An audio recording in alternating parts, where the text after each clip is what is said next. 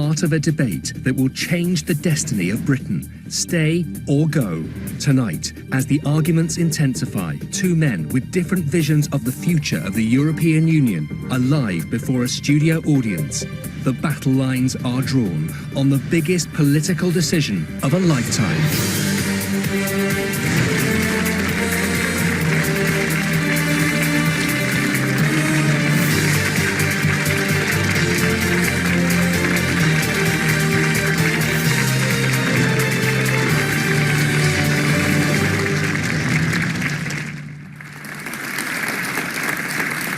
Good evening. There are now just 16 days to go before the UK makes a momentous decision to stay in or to leave the European Union. David Cameron called this referendum as Prime Minister and wants us to remain. Nigel Farage, the leader of the UK Independence Party, has spent his political life campaigning to get out. Over the course of the next hour, both men are going to be quizzed by our studio audience. First up this evening is Nigel Farage.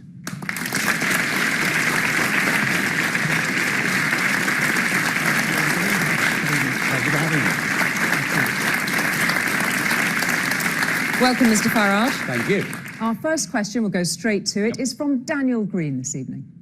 Mr. Farage, the majority of the UK's top economists and business leaders believe that leaving the EU has a significant risk of economic decline and potentially even a recession. I don't see what I, as a member of the public, stand to gain from this outcast. Well, it's a funny thing, that's what got me into politics in the first place. 25 years ago, we had a government backed up by the TUC, backed up by all the so-called expert economists who said, and by the way, Mr. Cameron, who at the time actually worked in the Treasury, and they took us into something called the exchange rate mechanism, where they pegged the level of sterling against the Deutschmark. I, at the time, was working in the commodities business, but also was trading currencies. I thought the whole thing was stone bonkers. Within 2 years, all the experts had been proved wrong. We had record business bankruptcies and record house repossessions. Then 10 years went by, and the euro came along. And 15 years ago, the very same people were all saying to us, but if you don't join the euro, then I'm afraid foreign and direct investment into Britain will cease, the City of London will close, terrible things will happen to you. Well, all I can say is thank God we didn't join the euro. And now this same gang, who it seems to me have been wrong about everything, through this process of groupthink, and because in many cases, although they masquerade as being independent, they're actually being paid by the government or paid by the taxpayer, are telling us terrible things would happen to us outside of the European Union. Can I just say this one thing to you? That they've been wrong before and they're wrong again. There are strong, independent voices in business. You know, people like John Longworth from the British Chambers of Commerce, who resigned his position to speak out against this, and people like Digby Jones, the former Director General of the CBI. So the trend is, if they're currently in post, they support the status quo. Once they've retired or resigned, the former Governor of the Bank of England, Mervyn King, then they speak more freely. I would just say this to you, trade is not made by governments, trade is not made by bureaucrats, Daniel, it's made by people like you. You buy products. You choose to buy a product or you don't. And you know what? Once we've divorced ourselves amicably from political union, we will then go on buying cars and wine and trading happily. Thank you very much indeed, and thank you, Daniel, for that question. We're going to stay with questions on the economy and go to a gentleman not far away. Aaron Barsley has a question for Mr. Farage. Hello. I work in the pharmaceutical industry with multinationals who are worth billions to our economy. They're here because we're in the EU. Do you think our independence is going to risk thousands of jobs and billions of annual income to our economy? Well, I don't buy the fact that a pharmaceutical company is in Britain because we're in the EU. They're in Britain because they want to be in Britain. I'm going to interrupt you there. And there are lots of reasons for doing that. Some operations can only be done in the EU.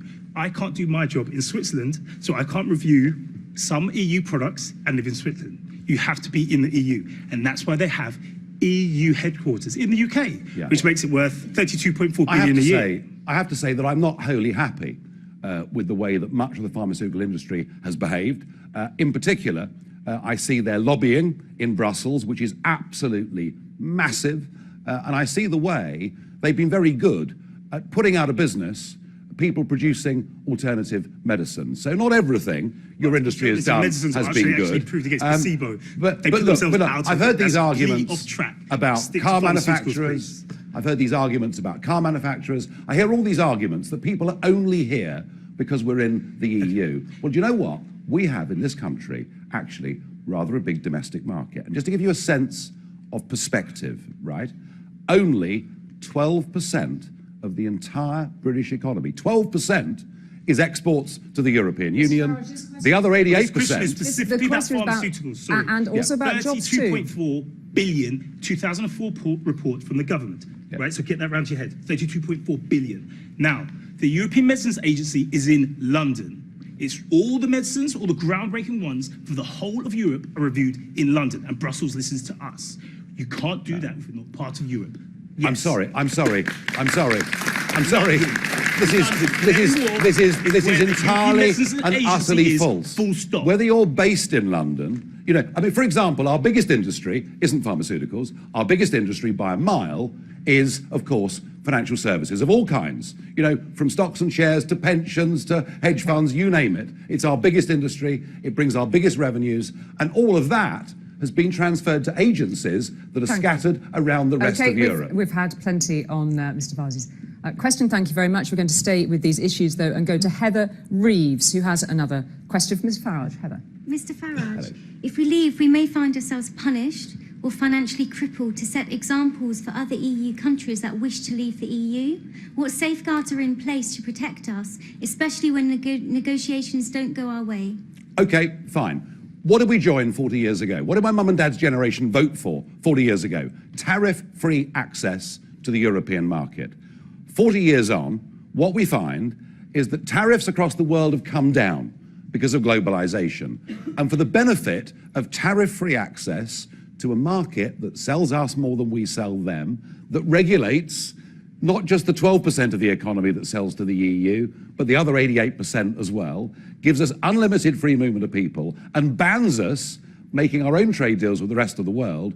Frankly, the cost of membership now far outweighs any benefit. And you know something? If those renegotiations went badly, let's say the worst case scenario, that the French and Germans decide to cut off their nose to spite their face with their, hang on. Right, well, let's just say they decide to cut off their nose to spite their face with their biggest export market in the world. Do you know what? If they put tariffs on us, those tariffs will be significantly lower than our net financial contribution. So no deal is better than the rotten deal that we've got at the moment. Heather, and the reality, of course, Allow her to come back on that, please, sure. Mr. Farage. The President of the EU Commission, Jean-Paul Juncker, has already said that deserters will not be welcomed with open arms. Isn't he lovely? And that the UK... Isn't it wonderful? And that the UK will have to accept being regarded as a third country and will not be handled with kid gloves. I don't want to be threatened. The German Chancellor and the Prime Ministers of Spain and Netherlands I'm sorry, we're British, we're better than that. We're not going to be bullied by anybody, least of all the unelected, charming though he may be, Jean-Claude Juncker. Forget it. Thank you, Heather. We're going to go to another question now. Stephen Dennison-Smith has a question for Mr. Farage. Yeah, Mr. Farage, you've maintained that wages are kept low by uncontrolled immigration in the UK, and that if we leave the EU, one of the benefits will be that wages will rise. Yes. Wouldn't it be so that increased wages will make us less competitive globally, and that isn't it far better that we allow wages to rise because we have a stronger economy and in Europe, rather than artificially restrict the supply of labour and boost labour rates that way? Well, what we've done is we've artificially given our labour market a situation since 2004-05 where there's been a dramatic oversupply. That has driven down the cost of labour. That's just simple market forces, and indeed even the Bank of England, you know, have backed up the fact that for people on average salaries, their living standards are 10% lower than they were in 2008. Yeah, if I can come back to you on that, what I'd say to you is that just artificially jacking this the cost environment in the UK up by restricting labour supply. Well, the problem you've got is that you've seen traditional industries move to other parts of the world to lower cost manufacturing environments, and simply if you make us more expensive to do business artificially, it's going to migrate. Now this is the argument of Lord Rose, who of course is the chairman of the Britain Stronger in Europe group, although appears to have gone into hibernation. And this may well be because when he appeared before the Treasury Select Committee, he was asked if Britain leaves the European Union, has a work permit system for foreign workers, wouldn't wages go up? He said yes, but I don't think that would be a good thing. Do you know something? There is more to this country. There is more about our community than just being competitive. Artificially putting ourselves into an environment where we just make us... I'm sorry, sir. What is artificial is to have opened up our doors to nearly 500 million people and to flood our labour market and to see some of the best, but when finest... you or I are old and dribbling in our nursing home and needing somebody to mop up behind us, if you double the cost of that kind of work, what are you going to do? I don't know. Well, we're not saying double the cost, but we're saying significantly higher. And what I am saying to you is, I think it is wrong that for average, decent families in this country, their living standards have fallen by 10% over the course of the last few years. And it's about time, as a society, we started thinking not just about GDP figures, not just about the rich getting richer, but about ordinary, decent Britons who've had a rotten time. Thank you very much indeed. Thank you for the question too. We are going to now stay with immigration and go to Tola Jaiolo, who has a question. Nigel Farage, what I would like to know is how can you have the audacity to use such blatant scaremongering tactics for the Leave campaign? In light of the recent horrific sexual assaults in Germany, you have basically suggested that a vote to Remain is a vote for British women to be subdued to the same horrific assaults. Well, just calm down there a little bit, all right? Because no. But I mean, you know, sometimes in life, what it says at the top of a newspaper page and what you've actually said can be slightly different things. Look, I'm used to being demonised because I've taken on the establishment. And I have, just let me finish. And I have, you know, when I first suggested we should have an Australian-style point system, I mean, you'd think I'd said something dreadful. And now I'm pleased to say lots of people are saying it. I don't think that's what I said about Cologne was that it's a huge issue in Germany. It's a huge issue in Sweden. I think Angela Merkel has made a big mistake by saying, please anyone come. And what's happened is a very large number of young single males have settled in Germany and in Sweden who come from cultures where attitudes towards women are different. I haven't scaremongered in any way at all. Are you not embarrassed that Justin Welby today said that you're legitimising racism? Well, I'm sorry, and I'm not going to stand here and attack the Archbishop of Canterbury, but I think he would have done better to have read actually what I said and not what the headline was. And he would do well to see what the head of the Roman Catholic Church in Germany has said, because he's made some very robust comments. But you're targeting a certain group of people and using them as bait to prey upon British people's rational fears about mass migration. I'm sorry, this is an issue for the future. It is a tiddly little issue as far as I'm concerned in this election campaign. But I knew that at some point in this campaign, the Remainers would come for me and would try and conflate something I'd said out of all proportion. May I just ask? I do believe in border controls. I do believe we need to have a sensible, balanced migration policy, and I do believe Germany have made a bad mistake. We're going to stay on this issue and go to Emril Morgan alongside Tola there, and a question also for Mr. Farage. Hi, Nigel. I know a lot of people, I have an access to a predominantly black British audience, and a lot of the concerns that they have raised alongside concerns that I have myself is that you are going to increase the fear and discrimination of black British people through your anti-immigration rhetoric. Well, are you encouraging racism in Britain? I don't think you could be more wrong, and here's why. Well, how are you going to safeguard that is essentially what I want to know. And here's why. You know, I take a very strongly pro-Commonwealth view. I think it was very bad and wrong of us to turn our backs on the Commonwealth in favour of a European political project, and we've made a bad mistake. So now what we do is, if you've got a qualification and you come from India or you come from parts of Africa, you now find it very, very difficult to get into this country despite the historical, strong... You're still anti-immigration, so I don't I'm sorry, I won't have that. You are anti-immigration. You use scaremongering and inflammatory comments in your campaign that have gone against people that look non-white? If you How really- are non-white British people going to stop you facing really wanna think discrimination that- about their identity and nationality in this country? That is what I really want to know. I'm sorry. You haven't addressed my concerns. Well, I tell you what, if you want to think that, and you don't I want don't think that. That's see. the majority of people that look black, British, or non-white. Well, lots of have them- those concerns. They're very real can I concerns, tell you- and you're dismissing them. Can I tell you that lots of them voted for my party in the last election, Did they? stand for us as candidates. Did they? Can I see the evidence? On what numbers? And you're not listening, are you? How much of the 3% voted for you? I can't do a lot unless I'm allowed Well, to she's talk. put a very clear now, look, question to now you. look, I'm explaining to you that I take a view that is strongly pro-Commonwealth.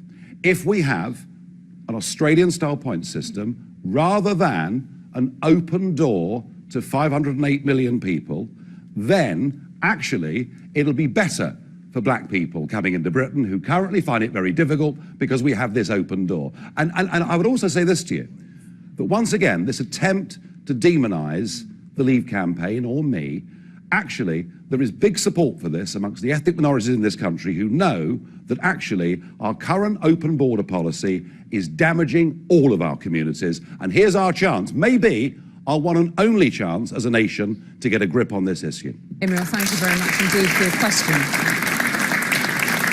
And we're now going to go to John Nightingale. Mr. Farage, a number of high-profile studies have clearly shown that EU migrants contribute far more to the British economy than they take out. But so how can you constantly ignore these findings and continue to tell us that immigration is a disaster for the UK? Well, we see reports that say that EU migrants pay more tax than they take out. I saw a report yesterday that suggested that actually it's a marginal loss for the country. I'll tell you what we'll do. I'll meet you in the middle. We'll agree with the House of Lords, who looked at this and said, in economic terms, it's probably about neutral, all right? But my argument is this. Mr. Cameron, who will come on afterwards, will tell you that it's a wonderful economic benefit.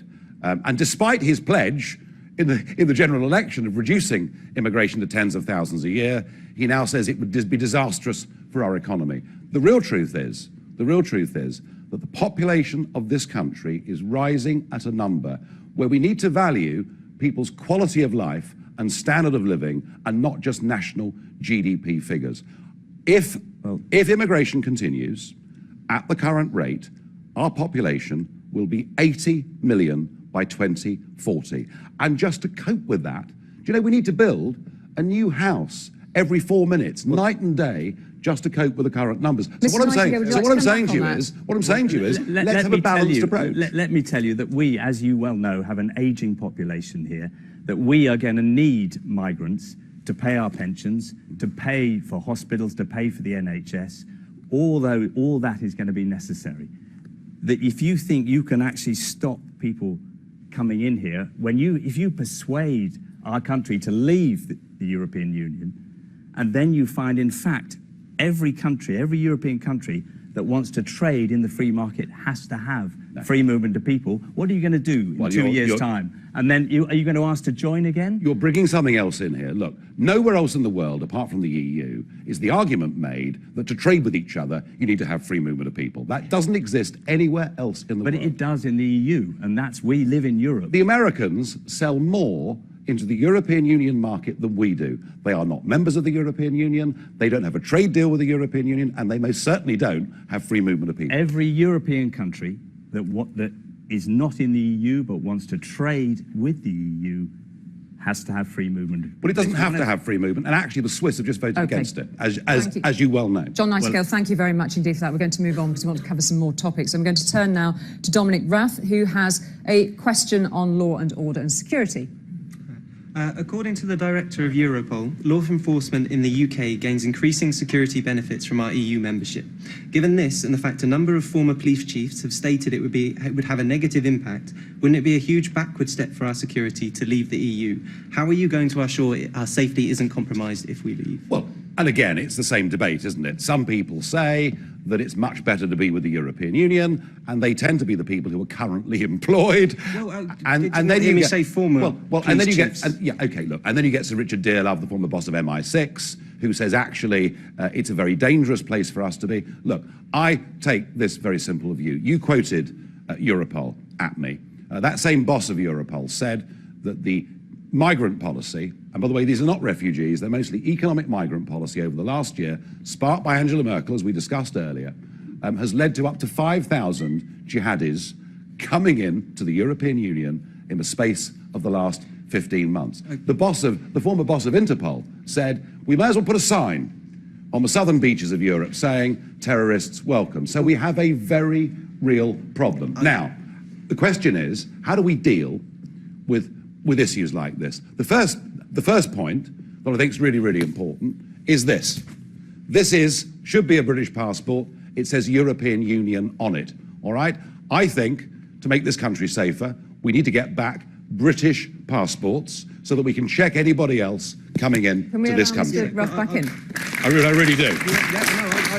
I completely agree on your border control point, but what I'm talking about with our security is not just about that. And you've got to put terrorism aside. Terrorism accounts for some tiny proportion of the cases that our police are involved with around Europe. You've got stuff like Europol, you've got Eurojust, the European warrant, you've got the convention which allows the databases to be set up to change. If we leave, all of them are going to be taken out under the European. There's also, I work in card fraud. You have the SEPA arrangement where card fraud losses are much lower under that than in outside SEPA, which is the single European payment area.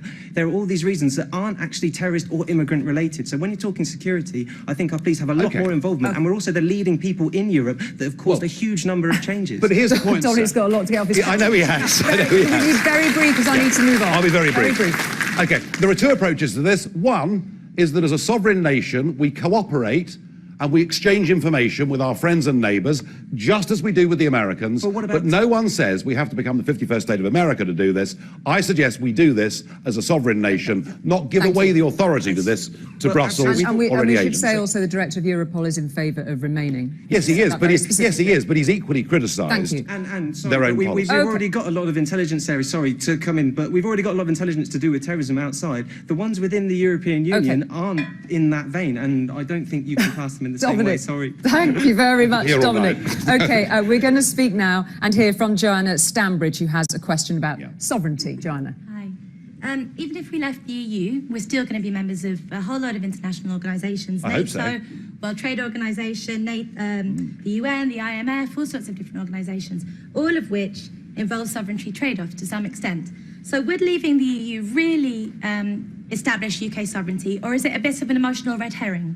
Okay. You mentioned the World Trade Organization. We have no vote on the World Trade Organization. When international trade is being discussed, Britain, and sometimes we're asked even to leave the room, because we've given away the ability to do that to an unelected bureaucrat based in Brussels. Can I just stop you there? Because I'm not sure who's unelected. That's something that I keep hearing. The European commissioners are unelected, they are appointed, and they have the sole right to propose legislation within the European Union. Can I again stop? Because my understanding is European commissioners are appointed by elected representatives and have to be appointed we cannot vote. by Mr. the Juncker, Parliament. Mr. Juncker was the charming Mr. Juncker who's been threatening us was mentioned earlier. Okay. We can't vote for him, we can't remove him. Thank Sovereignty. you. Thank you very much. We live in an interdependent world. But the point about this referendum, this is a referendum for us to vote to get our independence as a nation. Thank you. And that means we make our own laws in our own parliaments, our own courts are the ultimate arbiters, and we can then trade and make our own decisions. We just want to get one more question in, please. Forgive me for interrupting there.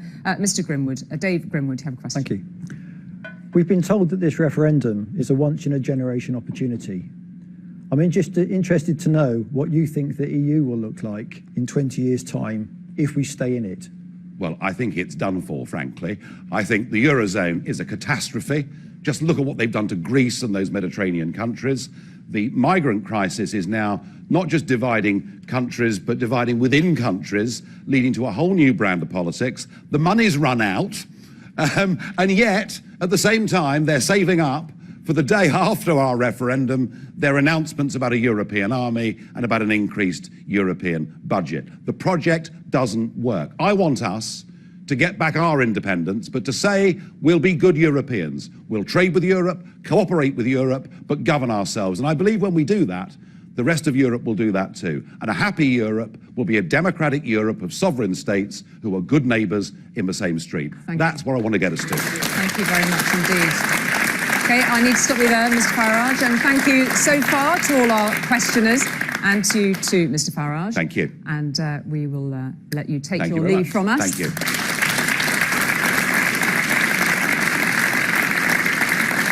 And we're going to take a short break now. When we come back, David Cameron will be here to take more questions from our audience, so do please stay with us for that.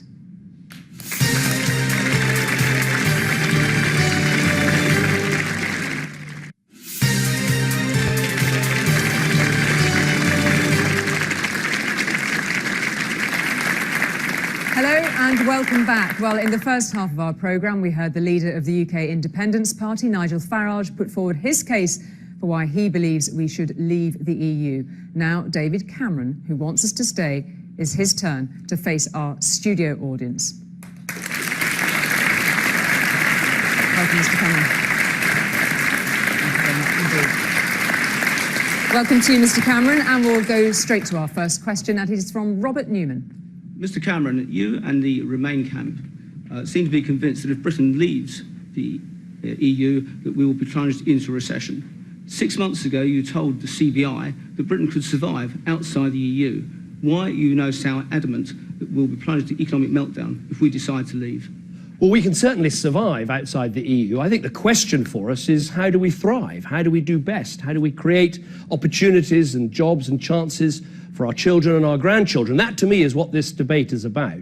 And I think what's so unique about it is the extraordinary consensus. 9 out of 10 economists, the Governor of the Bank of England, the International Monetary Fund, all saying that they believe we would suffer a hit to our economy, a hit to jobs. And what that means for people is lower living standards, potentially lower wages, higher prices in our shops, and yes, potentially a recession.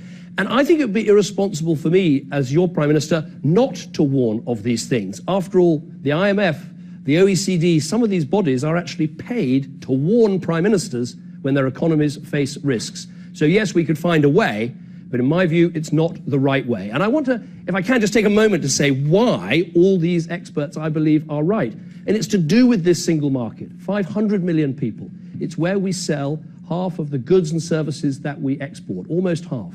And of course, if we have less good access to that market, our economy will be smaller. There will be fewer opportunities. That's why I think the experts are right. I think we should listen to their opinions, and I think we should vote to remain on June the 23rd. Robert, would you like to come back on that? You refer to, we have a Treasury which didn't forecast a credit crunch. We have a Home Office which predicted that only 16,000 people would come over for Eastern Europe. The last time anybody counted, 1.6 million had already arrived.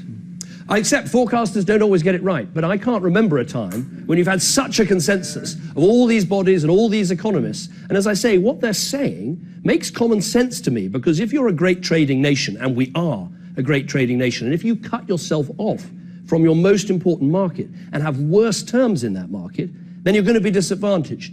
Now, what Nigel Farage said was that multinational companies or others wouldn't reduce their investments in Britain. But let's take, for instance, the car industry, a fantastic success in our country, 150,000 people employed in it, another 300,000 helping to supply it.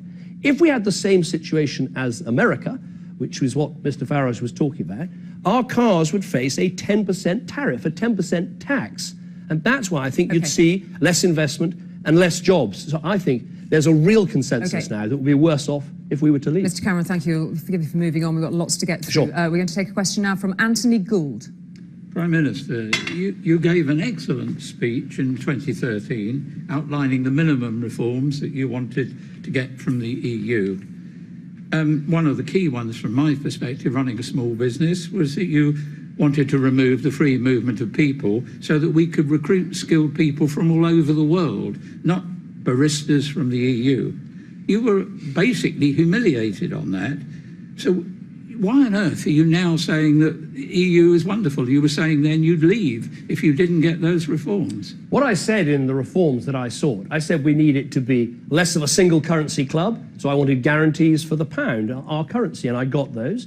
I said I wanted it to be less bureaucratic. So I wanted targets to cut regulation, including on small businesses, and I got that.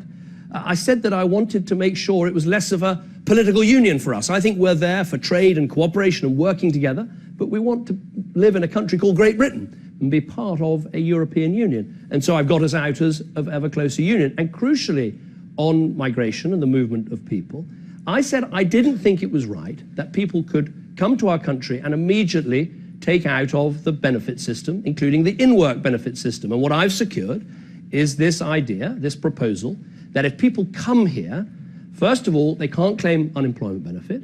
If they don't have a job within 6 months, they have to go home. And if they do work here, and many people do work here and make a great contribution, but if they do work here, they don't get full access to our welfare system until they've worked here for 4 years. Now, I think that is a real advance for us, because it's no more something for nothing. It's saying, yes, come here and work, come here and contribute, but you have to pay in before you get out. Mr. Gould, would you like to come back on that?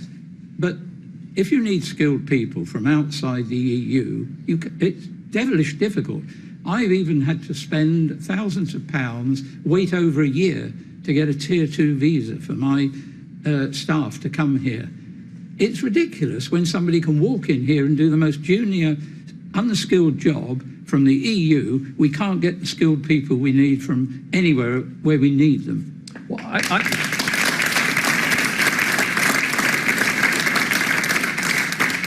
obviously, the control of immigration, I'm sure we'll talk about it tonight, is an important issue. It's an important challenge. And one of the ways we try and control it from the rest of the world is we say that we should do more to train our own people here to do the jobs that the British economy is delivering. Okay. And so what we have is if there's a shortage of a particular occupation, we say to business, okay, you can go and seek that from overseas. But what I want to see is more apprenticeships, more people going to university, more young people trained to do the jobs that our economy is creating. And that actually is probably the best way of reducing immigration and making sure there are jobs and livelihoods for our people. Thank you very much indeed, Mr. Cameron. We're going to stay indeed with that issue of immigration now. We have a question for you from Harry Bapari. Hi, Harry. I have no GP as all are full in my area. I can't get onto the housing ladder and have 3 kids in one room. The place where I grew up was a lovely area, but is now a no-go zone.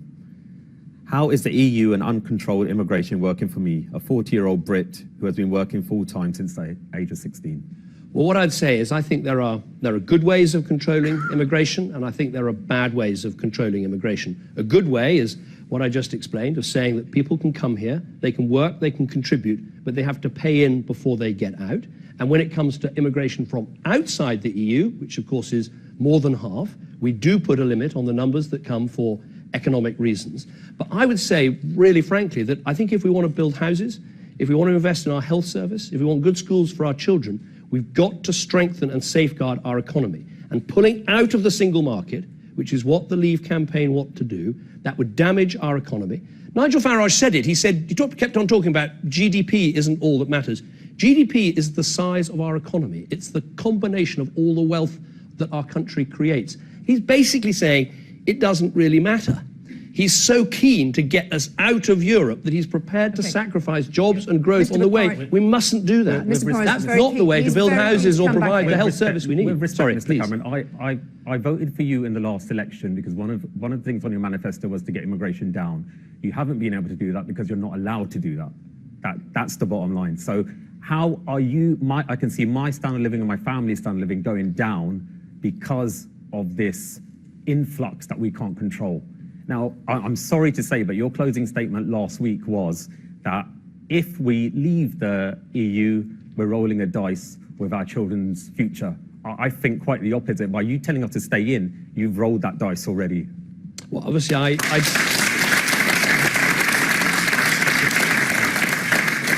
Obviously, I don't agree with that. I think the biggest risk we can take is to pull out of the EU, pull out of the single market, damage our businesses, damage jobs, and there'll be fewer opportunities for our children and grandchildren. And I say again, I hope that when people go to vote on June the 23rd, they think about their children and grandchildren. They think about the jobs and the opportunities they want for them, the sort of country that we want to build together, and they vote to say, we don't want little England of Nigel Farage. We want to be Great Britain, and we're great if we stay in these organisations and fight for the sort of values we believe in. We want to stay on this issue of pressure on services and immigration, Mr. Cameron. We have a question to you on the NHS from Sinead Dennis. Mr. Cameron, I don't have to tell you that the NHS is under immense pressure. We currently do not have enough resources for the demand from the service users. If we remain in the EU, what plans do you have to deal with the pressures of migrants on the NHS and its workers? Well, first of all, I think if we stay in the EU and we keep our economy strong, that's the absolute key to providing a strong NHS. And that's why the head of the National Health Service, Simon Stevens, said it's only with a strong economy that you can keep putting money and resources into the NHS. On this issue of migration, I absolutely agree. It is a challenge, but I don't think it's a challenge we should meet by damaging our economy. And as we think about it, I think we should also think about the 50,000 EU nationals that work in our NHS. Very often you'll find the people... We don't need EU nationals to work in the NHS. We've got enough skilled people in the NHS. If that was your main concern, you wouldn't be taking away the funding for the nurses, for students to go and study nursing. My issue is, what plans are we going to have in place so that people can get MRI scans when they need to, so that I don't have to let down people on a day-to-day basis. We're really under-resourced. So as much as it's nice that they can bring over doctors and nurses, what resources, what facilities can you put in place to ensure that we can deal with this high demand? Well, what we're going to put in is an extra 12 billion in this parliament into the NHS. But I would just make 12 billion towards what? We keep on hearing 12 billion towards making sure that we meet waiting times, not just for cancer, but also for mental health. Making sure we've got... Cancer. I just want to say, me and my co-workers, we're doing our part. We're providing excellent patient care. You need to do your part and provide us with the right resources. No, Thank you. Let's leave it there. Mr. Cameron, we're going to leave it there, please, so I want to get another question in. We've got a question now for you from Stuart John Channon. Mr. Cameron, you went to the EU to reform our membership and get a better deal. Do you share my frustration that EU citizens are still able to come into the UK and claim benefits? And what assurances can you give us that if we stay, you will look for further reform? Well, first of all, I agree with you. Reform doesn't end on June the 23rd if we vote to stay in. We should keep reforming this organisation. But I would say, and I think it's really important, I think we do have a special status in the EU already. We're not in the euro. We've got our own currency. We're not in the no border zone. We've kept our own borders. We're now going to be out of the ever closer union proposal. So our membership is right for Britain. It gives us the trade, it gives us the cooperation, it helps us work with other countries to get what we want. Now, in terms of reform, I think the things I secured do really help us. They safeguard our currency. It means we can't be discriminated against. They make sure that there are targets for cutting the regulations on business that people can find frustrating. And so, yes, the reform goes on. But of course, if we leave, the reform ends. And here's what really happens if we leave. Of course, we'd still want to sell into that single market. So we'd still have to meet all the rules and the regulations that Brussels lays down, but we won't be at the table.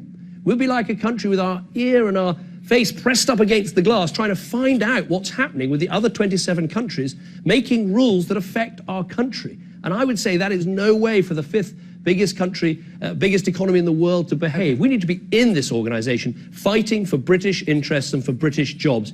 Leaving is quitting. And I don't think we're quitters. I think we're fighters. We fight in these organisations for what we think is right. Surely when you went for that deal, that was the opportunity to say, I've got this referendum coming. This is my opportunity to get the deal that will be right for Britain. But you weren't able to achieve that. Well, I don't see how we're going to be able to achieve that later on down the line. Well, sir, you mentioned specifically the issue of benefits. And one of my key demands, which I got, was to say, if you come here, you don't get unemployment benefit. If you haven't got a job after 6 months, you have to leave. It is the free movement to come and work, but it's not the free movement to come and live off someone else's taxpayers. And uniquely in Britain, you're going to have to work here for 4 years, paying into the system, contributing to our economy, before you get full access to our welfare system. Okay. I think that is a really good proposal, and one, of course, that we only get if we stay. If we leave, reform is over, and I worry for what would happen to our economy and the jobs and the livelihoods of people, which I think is the most important thing in this referendum. Mr. Cameron, thank you very much indeed.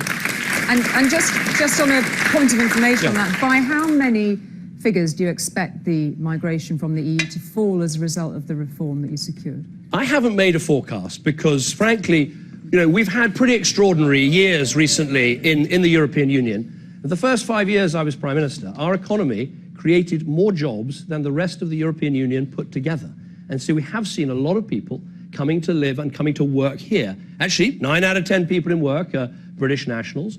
2/3 of the jobs created since I've been Prime Minister have been British people taking those jobs. So I'm not going to make a forecast, but I think it stands to sense. If today you can come in from the EU and get £10,000 of tax credits on top of your wages, and I'm saying you're not going to have that in future, clearly that will make a difference. Okay, thank you very much indeed, Mr. Cameron, for taking that point. And we get a question now on sovereignty from James Esses. Mr. Cameron, we recently celebrated the 800th anniversary of the Magna Carta. The United Kingdom has been built on the pillars of democracy, and we have the greatest legal system in the world. Is it not shameful that since joining the EU, our parliament is no longer sovereign, our Supreme Court is no longer supreme, and our nation is no longer self-governing? Well, so what I would say, first of all, I think we're engaged in the greatest act of national sovereignty that we've had for many years, a referendum where not the politicians, but the people will decide whether we stay in this organisation or whether we leave. And I would say, having been your Prime Minister for the last 6 years, Parliament is sovereign. We've just had a Queen's speech with a whole set of proposals and measures, some of which you might agree with and some of which you might disagree with, but they're British proposals for the British people from a British government.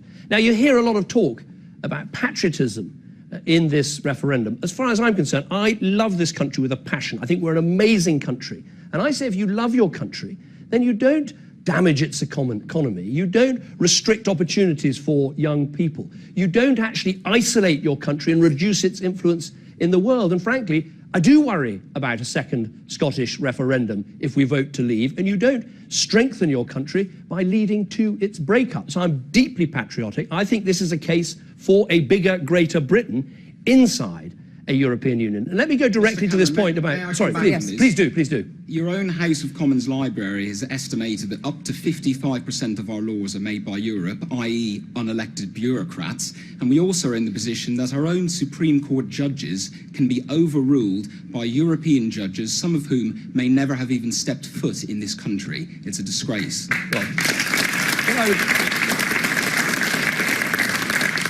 What I would say is, to me, what really matters, true sovereignty, is about control. Do you have control over your country's destiny? We're a trading nation. We need access to the single market. If we leave, it still exists, the EU still exists, we have to sell into that market. We'd have to obey every single one of the rules and regulations to sell into that market, but we'd have no say over what they are. Let's take the car industry again. I want to make sure we're around that table writing the rules for electric cars. I want us to be the leader. I want us to be the winners in Europe and in the world when it comes to technologies like this. And we don't enhance our influence by walking away or quitting. We reduce our influence. So it might give you the illusion of sovereignty to withdraw on June the 23rd, but you'd find out in area after area after area, things that affect our great country, we would have no say over. When we want to try and make sure Iran can't get a nuclear weapon, when we want to be strong in front of Putin's aggression in the Ukraine, we need to work in these organizations. We need to work in NATO. We need to work in the UN. And yes, we need to work in the EU. Sometimes it can drive me mad, right? It is a bureaucracy. It is frustrating. But I honestly believe walking away, quitting, would reduce our national influence, would reduce our economy, would reduce our say in the world, and as a result would damage our country. Thank you very much indeed, Mr. Cameron. Thank you also to James for your question. And we have a question now also on similar issues from Joseph Cook. Mr. Cameron, I know that we're all meant to elect our local MEP, but every time I ask my customers coming into my shop, who is your MEP? Not one of them has got a clue. None. Now, that is shameful on our part, and it's shameful that the EU isn't reaching out where it should be. We just don't know who they are. We've got not a clue. And that is, I've been asking, especially with the referendum coming up, I've asked many of them, so many of them, and not one knows. What are your thoughts on that? Well, I don't want the European Parliament or the European Union to have more power. I want the power to reside in our Parliament. And if this is an important point, I think, for people who are concerned about the future, if there's any proposal to pass further powers from our Parliament to Brussels, automatically there has to be a referendum. So there's a lock on whether more powers can be passed. Does Brussels need reform?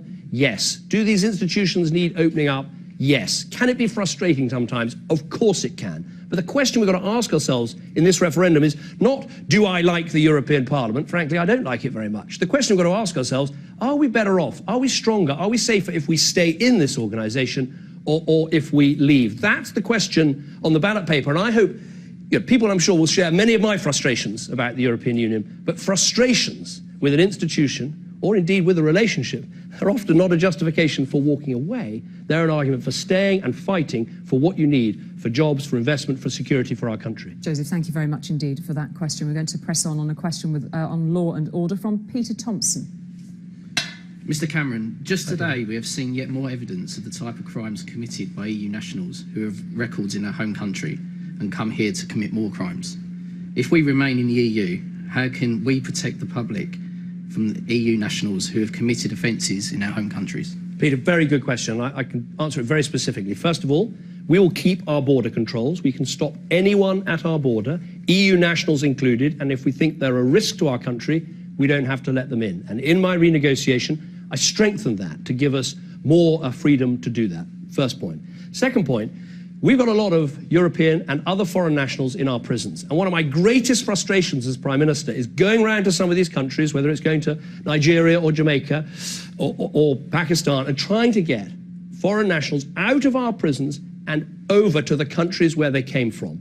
In Europe, we do at least have a directive on prisoner transfers, which is now coming into force, and we'll be able to get those people out of our prisons so they can be paid for by the governments whose citizens they are. Now, if we leave, we'll be back to the situation that we had before, far, far more difficult to get these people out of our country. Please come back. The 50 names and individuals that were released today in the press, you, the government, tried to get them out of the country because they've committed serious offences, but Brussels said no, they have to remain. But that's because... So how can we deal with that issue? Because of this prisoner transfer agreement is not yet fully enforced. So when will that be? It is coming in the coming months. So we're going to see we've already seen some go, and we're going to see a lot more go. But the certainty is this: if we leave and we're outside these directives, we'll be back to the situation we have with other countries on the other side of the world, where it can take months, it can take years, it can sometimes take decades. I mean, I'm old enough to remember, I expect some of us are old enough to remember, when inside Europe, people could flee Britain and go to the Costa del Crime in Spain, and it would take us decades to get them back. Because of just one more point, I promise I'll come back to you. Because of the European arrest warrant, we can now get people back. 1,100 murderers, rapists and criminals have been brought back to Britain and face justice in our courts because of that. And we lose it if we go. Why are they entering the UK in the first place? I understand the European arrest warrant, and that's great, taken back to their own country to face justice. But why are they entering the UK in the first place? Well, they shouldn't, and that's why we keep our borders, and my renegotiation means that we have more freedom to stop people coming in the first place. Leave, and those things go. Okay, thank you both, Peter and Mr Cameron, for the response to that. And we will leave another question with Mr David Greenwood, who's with us again. Thank you. Mr Cameron, win or lose this referendum, are you finished as Prime Minister? And... Oh, I thought it was a pretty frank one already. And if you do lose, what does Britain look like in 20 years' time? Right. First of all, this is a vote of the British people. Your votes all count equally. It's not a vote for the politicians. And what I've said, having promised this referendum, having arranged this referendum, I've said I would accept your instructions. And I think it's very important that people's individual careers and future don't get caught up in this vote. I want everyone to focus very clearly on the choice. And the choice you've heard tonight. Do you go with Nigel Farage and the Leave team? You put jobs at risk, you potentially shrink our economy? Or do you go with this extraordinary alliance of Greens and Liberals and the Labour Party, a Conservative government, the trade unions, business large and small, and put our differences aside and stay in this organisation for the good of our country? That's the choice. And that's not about my future, that's about the country's future. As for what I think this organisation will look like, did you mean if we stay or if we leave? Which one? If you lose the argument and we leave the EU, what will Britain look like in 20 years' time? Just 10 seconds answer, please. Mr. I worry if we leave that we are going to see our economy suffer because we're going to lose access to the absolutely vital market that we have. And I would say the right thing to do, the British thing to do, is to fight for a great Britain inside a European Union and don't take the Nigel Farage Little England option. That's not the country we want, it's not the country we want for our children, and I don't think it's right for our country. So I hope we vote to remain on June the 23rd. Cameron, thank you very much indeed. And there we must leave it. Thank you very much indeed, David Cameron. Well, we have heard from David Cameron and from Nigel Farage, both putting forward their arguments, but the decision, of course, will ultimately be yours when the polls open on June the 23rd. And if you haven't already done so, you've got just 2 hours left to register to vote. You can do that online at the address on screen now. In 2 days' time, on Thursday the 9th, I'll be hosting the ITV referendum debate with 6 key figures from the Leave and Remain camps. Stay with us now on ITV for reaction and analysis on News at 10. Thanks very much to everybody for all of your questions. Thanks to you at home for watching. Good night.